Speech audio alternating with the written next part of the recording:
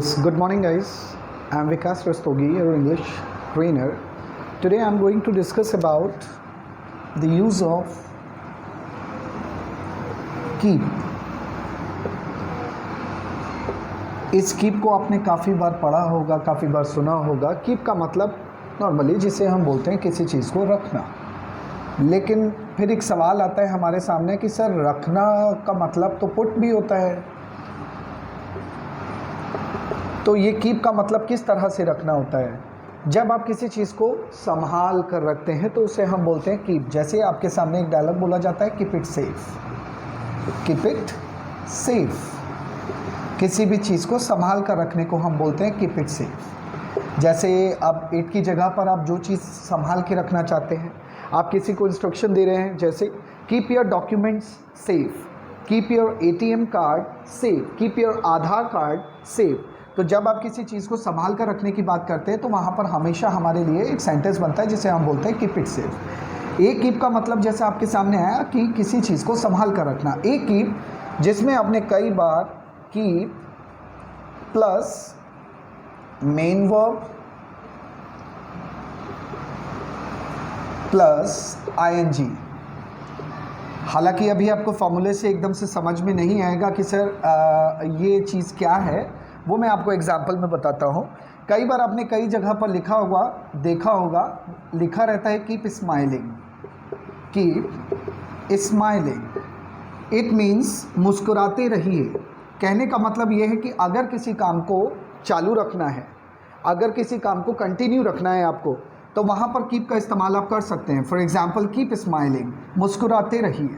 लेकिन ये एक फॉर्मूला, एक स्ट्रक्चर जो बनाया गया है वो इसलिए बनाया गया है क्योंकि कीप का इस्तेमाल चाहे प्रेजेंट में हो, चाहे पास्ट में हो या फ्यूचर में हो, फॉर्मूला उसका टच से मस नहीं होगा. लेकिन जो आपकी सेकेंड और थर्ड फॉर्म इस्तेमाल की जाएगी अकॉर्डिंगली टेंस, आपके टेंस के हिसाब से, whether you are using the tense in present, you are making the tense in present और पास्ट और फ्यूचर, जो भी चेंजेस आएंगे वो आपको कीप के अंदर करने पड़ेंगे. जैसे आपने अभी तो इंस्ट्रक्शन दिया कि सर मुस्कुराते रहिए, जैसे आपने बोला कीप स्माइलिंग.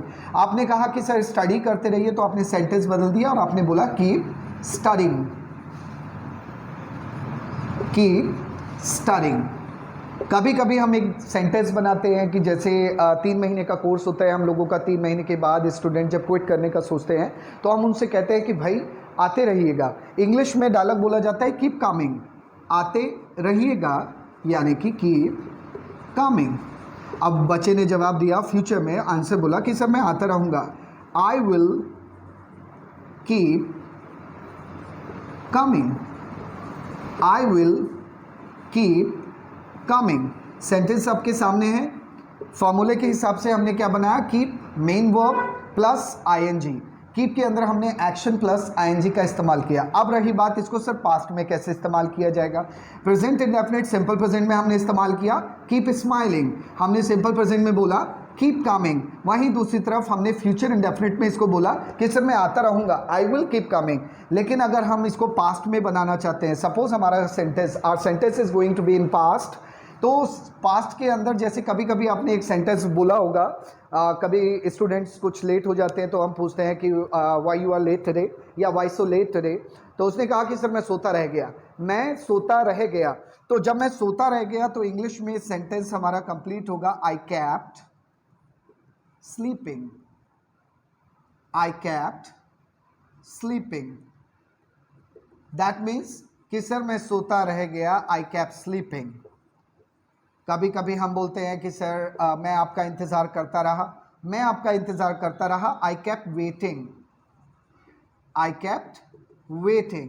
या फिर मैं आधा घंटे तक इंतज़ार करता रहा, I kept waiting for half an hour, I kept waiting for half an hour. यानी कि आधा घंटे तक मैं इंतज़ार करता रहा, I kept waiting.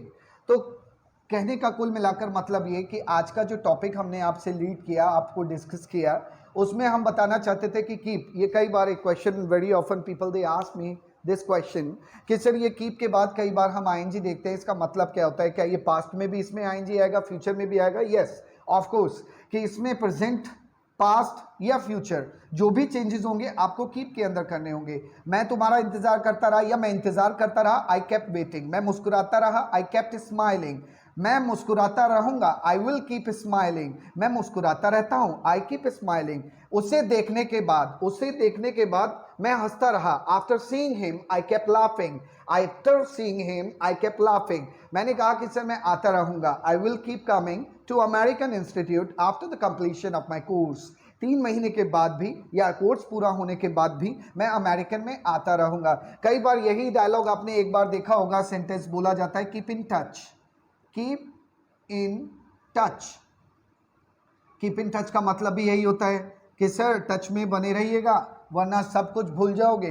Once our students complete the course of 3 months, तो हम उनसे यही कहते हैं कि 3 महीने के बाद भी कीप इन टच, या 3 महीने के बाद भी आफ्टर 3 मंथ्स आप आते रहिएगा, keep coming to American institute. और आंसर में आया आई विल कीप कमिंग। और अगर इसी में हम लोग, जैसे हम बोलते हैं ना कि सर कोई भी मैटर हो, कोई भी परेशानी हो, मैं मुस्कुराता रहता हूँ, आई ऑलवेज कीप स्माइलिंग, मैं हमेशा मुस्कुराता रहता हूँ, आई ऑलवेज कीप स्माइलिंग, मैं हमेशा मुस्कुराता रहूंगा, I will always keep smiling, मैं मुस्कुराता रहा, आई केप्ट स्माइलिंग। इसी तरह से इंस्ट्रक्शन कभी कभी हम क्लास में देते हैं। जैसे स्टूडेंट्स दे स्टॉप्ड राइटिंग, उन्होंने लिखना बंद किया, तो मैंने उनको एक इंस्ट्रक्शन दिया कि लिखते रहिए, कीप राइटिंग। हमने कहा डांस करते रहिए, कीप डांसिंग। हमने कहा गाते रहिए, कीप सिंगिंग। मैंने कहा कि सर मेहनत करते रहो, कीप वर्किंग हार्ड। तो मैंने एक अपने अंदर से सेंटेंस बनाया कि भाई सर मैं तो मेहनत करता रहूंगा हमेशा,